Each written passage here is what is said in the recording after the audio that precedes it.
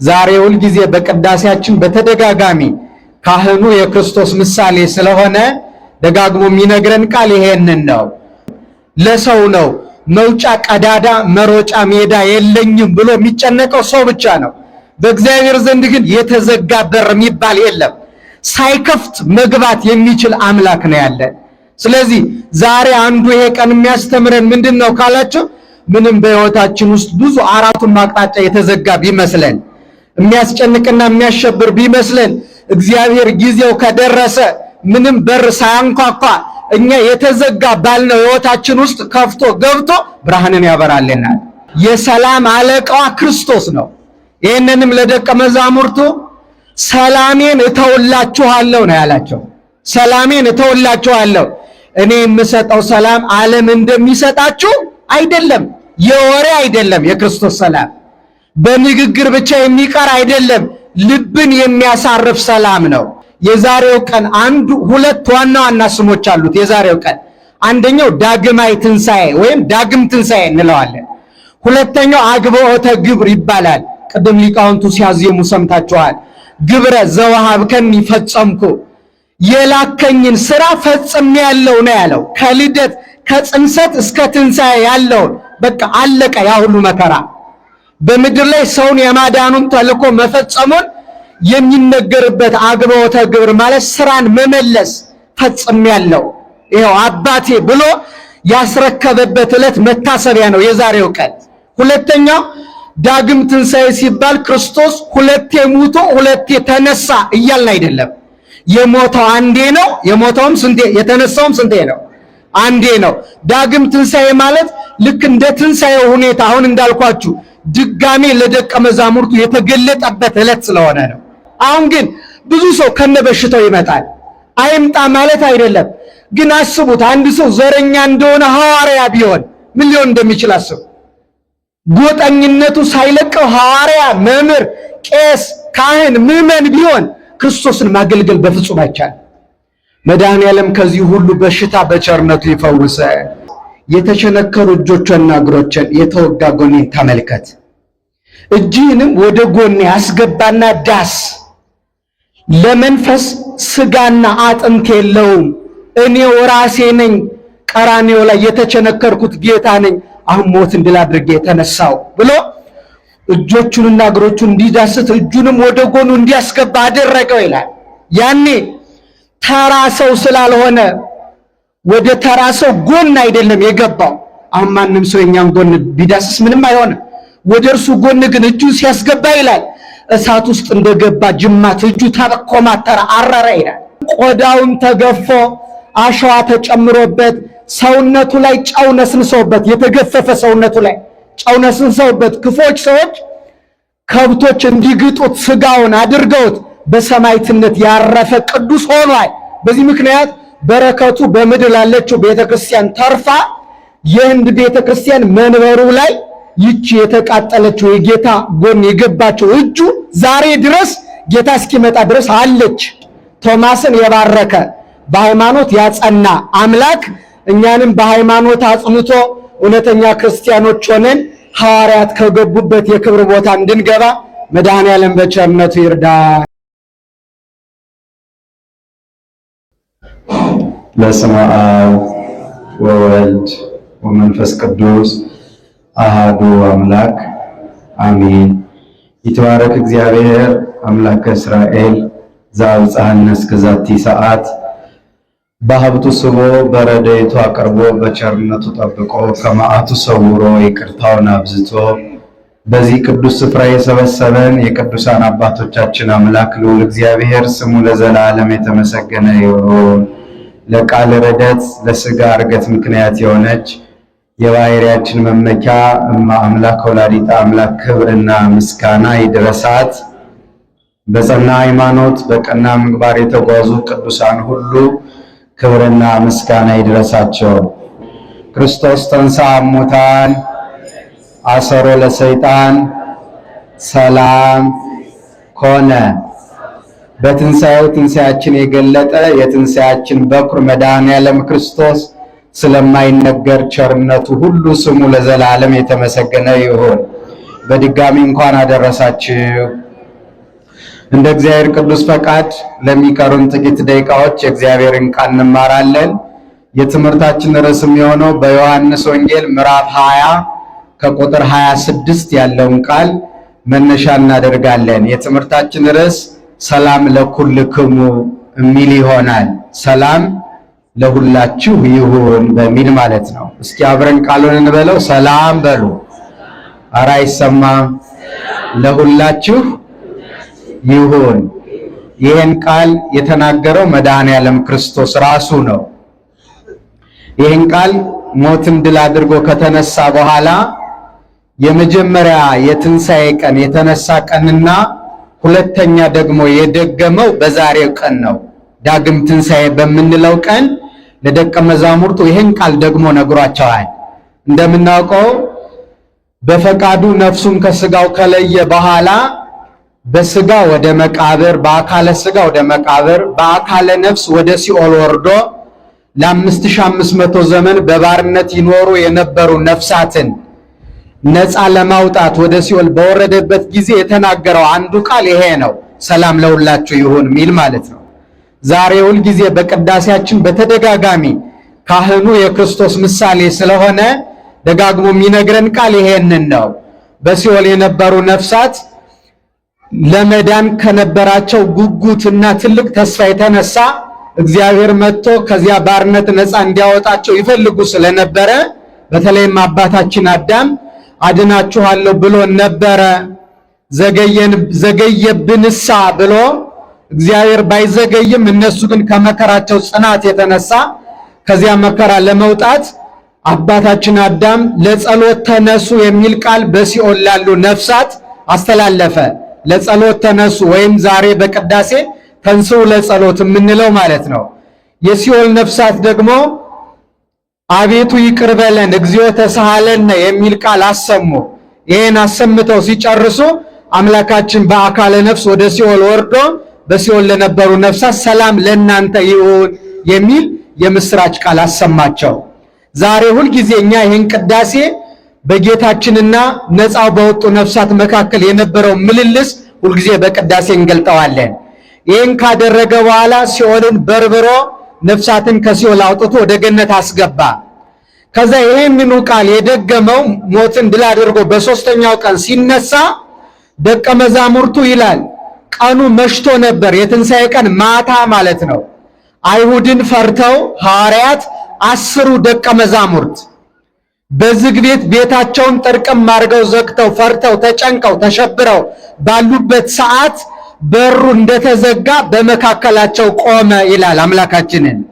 በእነሱ ተጨንቀዋል፣ ተረብሸዋል። እንደምታውቁት ጌታ ሲያዝ ዮሐንስ ከተባለው ደቀ መዝሙር በስተቀር እርሱም በርቀት ይከተል ነበረ ነው የሚለው። ሌሎቹ በሙሉ እንደሰማችሁት ሸሽተዋል። አንዳንዶቹ የአንድ ቀን ጎዳና፣ አንዳንዶቹ የ2 ቀን፣ አንዳንዶቹ የሳምንት ጎዳና ሸሽተው ሄደዋል። ገና መንፈስ ቅዱስን ስላልተቀበሉ ይፈሩ ነበረ። ሰው ፍርሃትን አርቆ በሃይማኖት መጽናት የሚችለው የመንፈስ ቅዱስን ጸጋ ሲቀበል ብቻ ነው። ያለዚያ ግን ፍርሃት፣ መጨነቅ፣ ሃይማኖት መለወጥ፣ መካድ፣ ክርስቲያን ሆኖ የማይገባ ስራ መስራት፣ መውጣት፣ መግባት የመንፈስ ቅዱስን ጸጋ ላልተቀበለ ሰው እንደዚህ አይነት ሁኔታዎች የተለመዱ ናቸው። ስለዚህ ምንም ጌታን ቢወዱትም ገና ድፍረት ስላላገኙ የመንፈስ ቅዱስ ጸጋ በእነርሱ ላይ ስላላደረ ሸሽተው ነበረ። ስለዚህ በኋላ ግን ሞተ፣ ተቀበረ፣ ያን ሁሉ መከራ ተቀበለ ብለው ሲነግሯቸው ሁሉም ከየሄዱበት ጎዳና ተመልሰው አሁንም ፍርሃቱ አለባቸው። በዚያ ወቅት የክርስቶስ ወገን ነው፣ ዘመድ ነው፣ ደቀ መዝሙር ነው መባል እንደ ወንጀል ይቆጠር ስለነበረ ቤቱ ይበረበራል፣ ገንዘቡ ይቀማል፣ ቤቱ ይቃጠላል፣ ከምኩራብ ይሰደዳል። የክርስቶስ ወዳጅ የሆነ ሁሉ ማለት ነው። እና ይህ ስለሆነ ያን ስለሚፈሩ መጥፋትም አልፈለጉም። ለምን? ይወዱታል።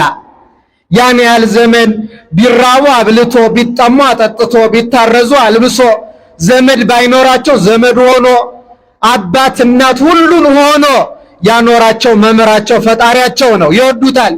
አብረውት ጸንተው እንዳይኖሩ ደግሞ ፍርሃት አለባቸው። እንታሰራለን፣ እንገደላለን፣ አይሁድ ይወግሩናል ብለው ይፈራሉ። ስለዚህ ተጨንቀውም ቢሆን ግን ከሄዱበት መጥተው ቤታቸውን ዘግተው ተቀምጠው ነበር ይላል። ፈርተው ቢይዙንስ አሁን እያሉ ማለት ነው። በራቸውን አይከፍቱም ነበረ። መድኃኔ ዓለም ክርስቶስ ክርስቲያኖች በቸርነቱ ከእንደዚህ አይነት ጭንቀት ሁላችንንም ያውጣል። ቤት ዘግቶ ከመዋል ምን ይደርስብኝ ምን ይመጣብኝ ከማለት ሐዋርያትን ያወጣ አምላክ ሁላችንንም ከመከራ ያውጣል። ከቃሉ ጋር ናችሁ። ስለዚህ እንደዚያ ብለው ቤታቸውን ዘግተው በተቀመጡበት ጭንቀትን የሚያውቅ አምላክ ያለንበትን ሁኔታ በትክክል የሚያውቀው እግዚአብሔር ብቻ ነው። ስለዚህ ያን የሚያውቅ አምላክ በሩንም አላንኳኳም። የሚገርመው አንድ የቤተ ክርስቲያን አባት በሩን ቢያንኳኳ ይፈራሉ። በነገራችን ላይ ማን የመጣ በቃ አሁን ሊይዙን ነው ይሉ ነበረ። ስለዚህ እንዳይፈሩ በሯን ሳይነካ ጫፋን እንደተዘጋ ገብቶ በመካከላቸው ቆመ ይላል። በተጨነቅንበት ሰዓት መድኃኔዓለም ከሁላችን ፊት እንዲቆም ቅዱስ ፈቃዱ ይሆንልን። አሁን ተመልከቱ፣ ቆመ ይላል። አንደኛው ምክንያት ይሄ ነው። እንዳይፈሩ፣ እንዳይጨነቁ፣ እንዳይደነግጡ፣ ማን መጣብን እንዳይሉ የበር ድምፅ ሳያሰማ በተዘጋ በር ገብቶ በመካከላቸው ቆመ። እሱ ብቻ አይደለም፣ እኔ ከፈለኩኝ ወደ እናንተ ለመምጣት ምንም በሕይወታችሁ ብዙ የተዘጋ በር ቢኖር አያግደኝም ለማለት ነው።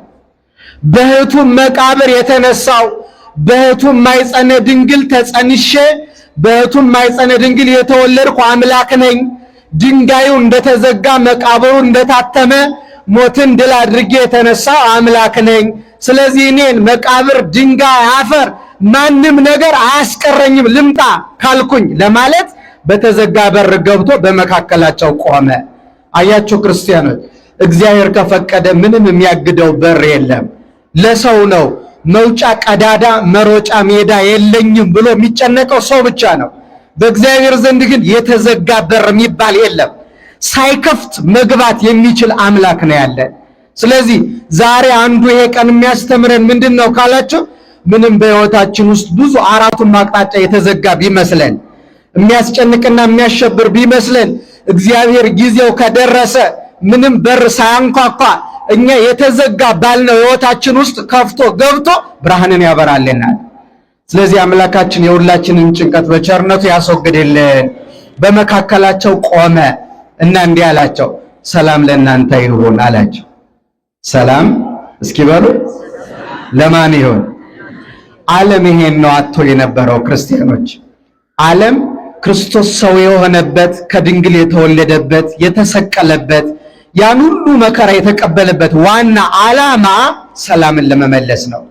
ለዚያ ነው ነቢዩ ኢሳይያስ በትንቢቱ ምዕራፍ 9 ቁጥር 6 ላይ እነሆ ራሱ ጌታ ምልክት ይሰጣችኋል፣ ሕፃን ተወልዶ በግርግም ተጥሎ አውራጣቱን ታስሮ በጨርቅ ተጠቅልሎ ታገኛላችሁ እና ሕፃን ተወልዶልናል ወንድ ልጅም ተሰጥቶናል ካለ በኋላ አለቅነት በጫንቃው ላይ ነው፣ ስሙም አለ ድንቅ መካር፣ ኃያል አምላክ፣ የሰላም አለቃ፣ የዘላለም አባት ይባላል ነው ያለው።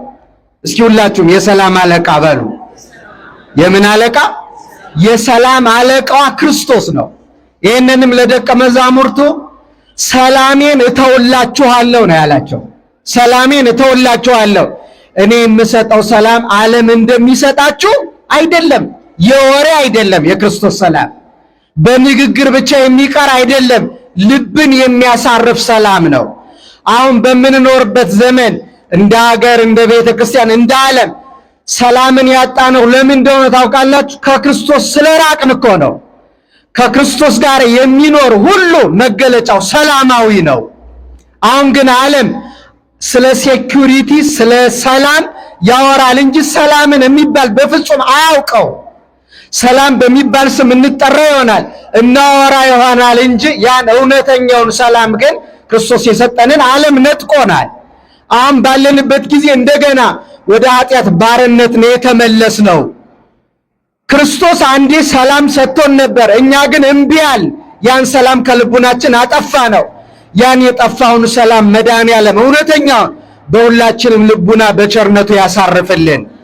የተወደዳችሁ ክርስቲያኖች ይህን ካላቸው በኋላ ኖዩ ተነስቻለሁ፣ ሞትን ድል አድርጌ ተነስቻለሁ፣ የተቸነከሩ እግሮቼንና እጆቼን የተወጋ ጎኔን ዳሳችሁ እመኑ፣ ከሞት ተነስቻለሁ አላቸው ይላል።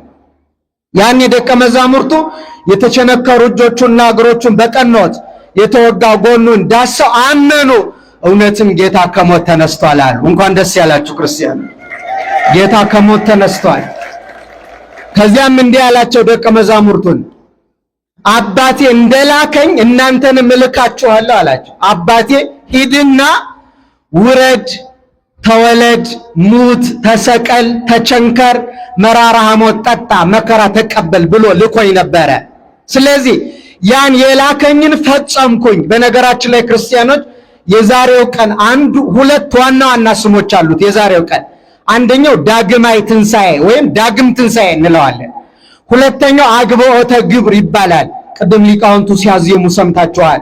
ግብረ ዘወሃብከኒ ፈጸምኩ፣ የላከኝን ስራ ፈጽሜያለሁ ነው ያለው። ከልደት ከጽንሰት እስከ ትንሣኤ ያለውን በቃ አለቀ። ያ ሁሉ መከራ በምድር ላይ ሰውን የማዳኑን ተልኮ መፈጸሙን የሚነገርበት አግብኦተ ግብር ማለት ስራን መመለስ ፈጽሜያለሁ፣ ይኸው አባቴ ብሎ ያስረከበበት ዕለት መታሰቢያ ነው የዛሬው ቀን። ሁለተኛው ዳግም ትንሣኤ ሲባል ክርስቶስ ሁለቴ ሙቶ ሁለቴ ተነሳ እያልን አይደለም። የሞተው አንዴ ነው፣ የሞተውም ስንቴ፣ የተነሳውም ስንቴ ነው? አንዴ ነው። ዳግም ትንሣኤ ማለት ልክ እንደ ትንሣኤው ሁኔታ አሁን እንዳልኳችሁ ድጋሜ ለደቀ መዛሙርቱ የተገለጠበት ዕለት ስለሆነ ነው ዳግም ትንሣኤ የሚባለው። ስለዚህ አባቴ እንደላከኝ እልካችኋለሁ ማለት እኔ አባቴ ልኮኝ መከራ ተቀብያለሁ፣ የእናንተም ጎዳና ይሄው ነው አላቸው። ከዚህ በኋላ በእኔ ምክንያት ትራባላችሁ፣ ትጠማላችሁ፣ ትሰደዳላችሁ፣ የቁልቁሊት ይሰቅሏችኋል፣ ቆዳችሁን ይገፏችኋል፣ ያሰድዷችኋል። መንገዱ ይሄ ነው አላቸው። የክርስትና መንገድ አልጋ በአልጋ አይደለም። ሁሌ ነጭ ለብሰን አንኖርም። ሌላ አስቀያሚና ጥቁር የሆነ የጨለማ ሕይወት ይመጣል። ክርስቲያን በመሆናቸው ምክንያት የሚሳደዱ ክርስቶስን በማመናቸው ምክንያት ይኖራሉ። ለምን? አባቴ እንደላከኝ እልካችኋለሁ ነው ያለን። በመከራ ጸንተን በሃይማኖት ጸንተን እርሱ ካለበት ውሳጤ መንጦላይት እንድንገባ መድኃኔዓለም በቸርነቱ ይርዳል። ከዚያ በኋላ እንዲህ አላቸው፣ መንፈስ ቅዱስን ተቀበሉ ብሎ እፍ አለባቸው ይላል። ምን አለባቸው? መንፈስ ቅዱስን አሳደረባቸው፣ ክህነትን ሰጣቸው። በምድር ላይ ይቅር ያላችኋቸው ይቀርላቸዋል፣ ይቅር ያላላችኋቸው ደግሞ አይቀርላቸውም፣ ኃጢአታቸው ይያዝባቸዋል ብሎ የማሰር የመፍታት ስልጣን ሰጣቸው ለደቀ መዛሙርት። ከዚህ በኋላ ነበረ ይሄ የሆነው የትንሣኤ ቀን ነው። የመቼ ቀን ነው? አረ ንገሩ ሁላችሁ። ይሄን ያደረገው የትንሣኤ ቀን ነው። ደቀ መዛሙርቱ 10 ብቻ ነው የነበሩት። ስንት? ቁጥራቸው 10 ነው። የሐዋርያት ጠቅላላ ቁጥር ስንት ነው ክርስቲያኖች? 12 አይደል? ትንሣኤውን ሲገልጥላቸው ግን 10 ነው ያገኘው። አንዱ እንደምታውቁት የጥፋት ልጅ ይሁዳ ነው። ቀድሞ ጠፍቷል። እሱ አንዱ የጎደለው እሱ ነው። መድኃኔዓለም ከመጉደል ይጠብቀን። ተቆጥሮ ከመጉደል ክርስቲያን ተብሎ ሌላ ከመባል መድኃኔዓለም ይሰውረን። ስለዚህ አንዱ የጥፋት ልጅ የተባለው ይሁዳ ጎሏል። አንደኛው ደግሞ ቶማስ ነው። እንዳልኳችሁ ቅድም ጌታ ሲያዝ ሁሉም ደቀ መዛሙርት በአራቱ አቅጣጫ ተበትነዋል ከዮሐንስ በስተቀር እና አንዳንዶቹ ራቅ ያለ ጎዳና በጣም ስለፈሩ ሄደዋል። እንግዲህ ራቅ ብለው ከሄዱት ደቀ መዛሙርት አንዱ ቶማስ ነው ማለት ነው። ለምን? የትንሣኤ ቀን ሲመለስ አልደረሰም። ጌታ ለ10 ደቀ መዛሙርት ሲገለጥ እሱ ገና መንገድ ላይ ነው፣ አልደረሰም። መቼ ነው የደረሰው? ከትንሣኤ በኋላ። ጌታ ከተነሳ በኋላ ነው የደረሰውና ሲደርስ ደቀ መዛሙርቱ ጌታ እኮ ከሞት ተነሳ አሉት። ሞትን ድል አድርጎ ተነሳ፣ አየነው ተነስቶ፣ የተወጋ ጎኑን የተቸነከሩ እጆቹና እግሮቹን ተመለከት አሉት። ይሄኔ ቶማስ ምን አለ? እኔ የተቸነከሩ እጆቹና እግሮቹን የተወጋ ጎኑን ካላየው በስተቀር ምን አልልም፣ አላምንም አለ። ይሄንን የቤተ ክርስቲያን ሊቃውንት ሲተረጉሙ ስለ 2 ምክንያት ነው ይላሉ አላምንም ያለው። አንደኛ ቀድሞ የነበረበት ኑሮ ተጽዕኖ አሳድሮበት ነው ይላሉ። ምን ማለት ነው? ከተለያየ ወገን ነው ደቀ መዛሙርቱን ጌታ የሰበሰባቸው እና ቶማስን ከሰዱቃውያን ወገን ነው የጠራው። ሰዱቃውያን ማለት ደግሞ ሰው ከሞተ ከተቀበረ በመቃብር ከፈረሰ ከበሰበሰ በኋላ አይነሳም፣ ሙቶ እንደ እንስሳ ፈርሶ በስብሶ ይቀራል የሚል እምነት የሚያምኑ መናፍቃን ናቸው። እና እርሱን የጠራው ከነሱ ወገን ስለሆነ እርሾ አለበት ማለት ነው። ተመልከቱ እስኪ መንፈስ ቅዱስ እስኪወርድና ልባቸውን አጥርቶ ሰንግሎ ፍጹም የክርስቶስ ደቀ መዛሙርት እስኪሆኑ ድረስ ከኋላ የመጡበት ማህበረሰብ፣ ቋንቋው፣ ባህሉ፣ አስተሳሰቡ ይረብሻቸው ነበር። አሁን የኛ ቤተክርስቲያንም የገጠማት መከራ ይሄ ነው። ከላይ እስከታች ከትልቁ ማዕረግ እስከ ምእመን ድረስ የሚረብሸን። በነገራችን ላይ እውነቱን የምነግራችሁ ክርስቲያኖች በትክክል እንዳናመልከው እንዳናመሰግነው እውነተኛ ክርስቲያን ሆኖ እንዳንኖር የሚያደርገን ትናንትና የነበረን ጠባይ ነው። ግን በግልጽ ለመናገር አብሮ ግን አይሄድም። ለምሳሌ ቂመኝነት አብሮ አይሄድም ከክርስትና ጋር። ትንሣኤውን ከሚያበከብር ጋር በቀለኛ መሆን፣ ሰው መጥላት፣ በተለያየ ሁኔታ በዘር በጎሳ በቋንቋ መከፋፈል ከክርስቲያን ጋር አብሮ አይሄድም። ግን ይረብሸናል ይዘነው ስለምንመጣ። ለዚያ እኮ ነው በጣም ጌታ ግን ምን እንዳደረገ ታውቃለች? ሁሉንም ደቀ መዛሙርት ችግራቸውን ፈቶ ነው ለሐዋርያነት ያሰማራቸው። ከዚያ በኋላ ገንዘብ ሳያሳሳቸው፣ ሹመት ሳያሳሳቸው፣ ቆዳቸው እየተገፈፈ መከራ እየተቀበሉ ሃይማኖት ያጸኑት ፈውሶ ነው ያሰማራቸው። አሁን ግን ብዙ ሰው ከነበሽታው ይመጣል። አይምጣ ማለት አይደለም፣ ግን አስቡት አንድ ሰው ዘረኛ እንደሆነ ሐዋርያ ቢሆን ምን ሊሆን እንደሚችል አስቡ። ጎጠኝነቱ ሳይለቀው ሐዋርያ፣ መምህር፣ ቄስ፣ ካህን፣ ምዕመን ቢሆን ክርስቶስን ማገልገል በፍጹም አይቻልም። መድኃኔዓለም ከዚህ ሁሉ በሽታ በቸርነቱ ይፈውሰ በትክክል አገልግለን ዋጋ እንድናገኝ ማለት ነው። እና ሰዱቃዊ ስለነበረ ይረብሸው ስለነበር ካላየው አላምንም ይላል። አሁን በእኛ ዘመን ፍልስፍና የሚያነቡ የሚያጠኑ ስለ ሃይማኖት ስንነግራቸው አንዳንዶቹ የማይረዱት ይህ እኮ ነው። እርሾ ከውስጥ የምንፍቅና እርሾ ያለበት ፍልስፍና አንብቦ አእምሮ የታወቀ ሰው ሁሉን ነገር ካላየው ካልተረዳው ነው የሚለው። ግን ሁሉን ማወቅ አንችልም። አይደለም እግዚአብሔርን ቀርቶ አሁን ልጠይቃችሁ ክርስቲያኖች፣ እኛ ነፍስ አለን የለንም? ደህና አደራችሁ? አይሰማም እንዴ? ነፍስ አለን የለንም? ያላችሁ አለን በሉ እስኪ። አላችሁ? አይታችሁ አታውቃላችሁ? ስለማታዩት ግን የለም ማለት ይቻላል? አላችሁ አይደል? መኖሩ በምን ይታወቃል? በንግግራችን። ነፍስ የሌለው ሰው አይናገርም። በስትንፋሳችን በማሰባችን ነፍስ እንዳለን ይታወቃል። ስለዚህ አይደለም እግዚአብሔርና የሃይማኖትን የእምነት ዳርቻውን መረዳት ቀርቶ የኛን በውስጣችን ያለችው ነፍስ እንኳን አናውቃትም። እሱ ብቻ አይደለም፣ ያሉ ግን የማናያቸው ነገሮች አሉ። ለምሳሌ ነፋስ አለ። አሁን ይነፍሳል፣ ታዩታላችሁ? አያችሁት? እንደ ዘንድሮ ይታያል ነፋስ? አይታይም አይደል? አበባውን ስታሸቱ መዓዛውን ታሸቱታላችሁ። መዓዛው ግን ይታያል? ይታያል? አይታይም? ፍቅር አለ፣ ይታወቃል። ግን ፍቅር ይታያል? አይታይም። እንደዚህ ግዘፍ ነስቶ አይታይም። ስለዚህ እንደዚህ ሁሉን ካላየሁት፣ ካልጨበጥኩት፣ ካልተረዳሁት ማለት አይቻልም። ዕውቀት ሁሉ የሚፈጸመው በእምነት ነው። እምነት ከሌለ ምንም አይነት ዕውቀት ሊኖረን አይችልም። ያ ስለሆነ ካላየው አላምንም አለ። በዚህ ጊዜ ነበረ በስምንተኛው ቀን ማለት የዛሬው ቀን ከሞት በተነሳ በስምንተኛው ቀን ከእሑድ እስከ እሑድ ስንት ቀን ነው? 8። እስኪ 8 በሉ።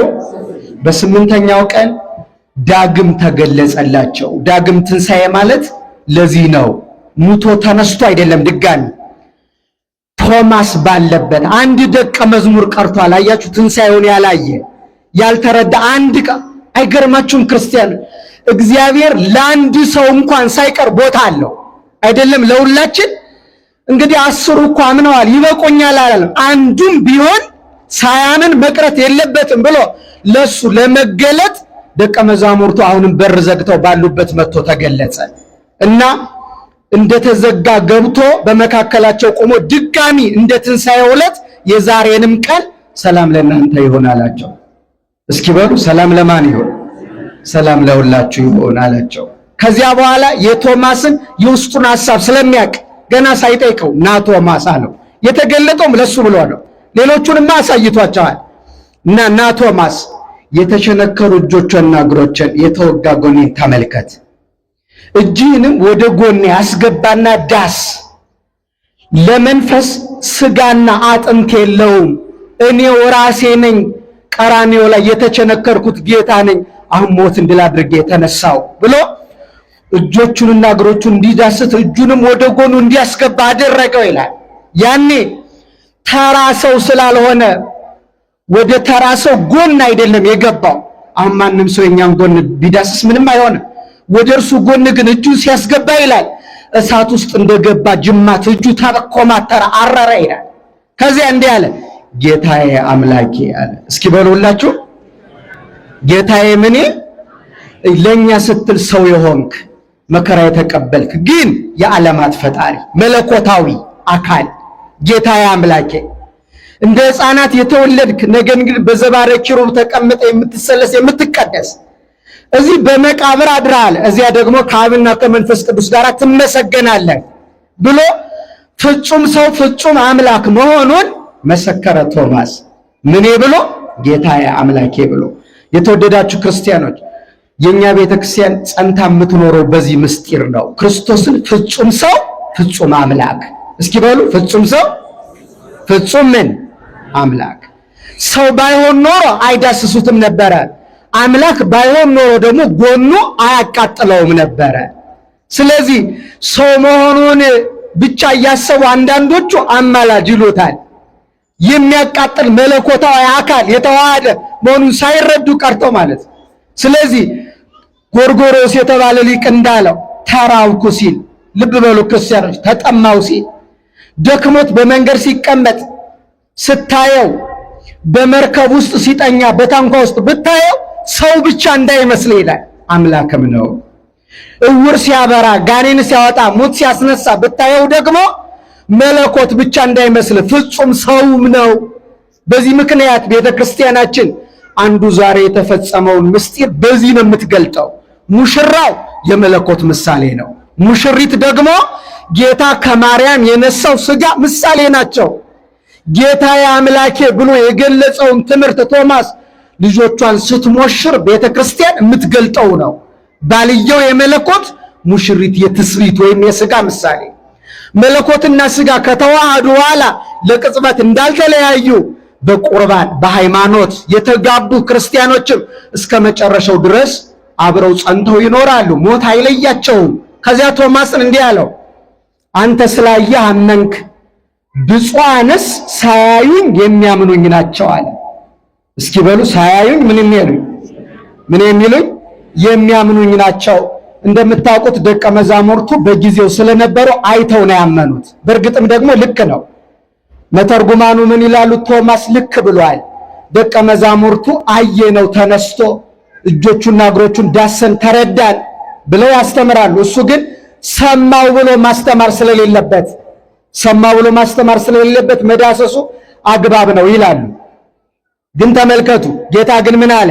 ብፁዓንስ ሳያዩኝ የሚያምኑኝ ማለት ጌታ ካረገ በኋላ የመጣው ትውልድ እኛን ጨምሮ እስከ ዳግም ምጽአቱ የሚነሳው ትውልድ በሙሉ አላየነውም ጌታን በአካል በምድር ላይ ከድንግል ተወልዶ በሃይማኖት ነው እንጂ ሲሰቀል አላየነው፣ ሲነሳ አላየነው፣ ሲቸነከር አላየነው። ግን ሐዋርያት አስተምረውናል፣ በመጽሐፍ ተጽፏል። ስለዚህ ሳናየው እናምነዋለን።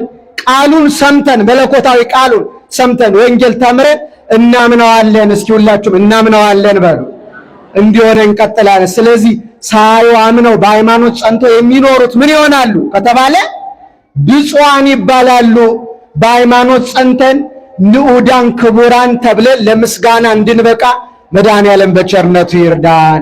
የተወደዳችሁ ክርስቲያኖች፣ ትምህርቴን ስጠቀልል የሐዋርያ ከጥርጣሬ መድኃኔዓለም የፈወሰው በፍጹም እምነት ያጸናው ሐዋርያ እጁን ወደ ጎኑ ያስገባው። በኋላ ግን የሚገርማችሁ ሰው ካየ ከተረዳ ከተማረ በኋላ በሚገባ የተማረውን በሕይወት መመስከር አለበት።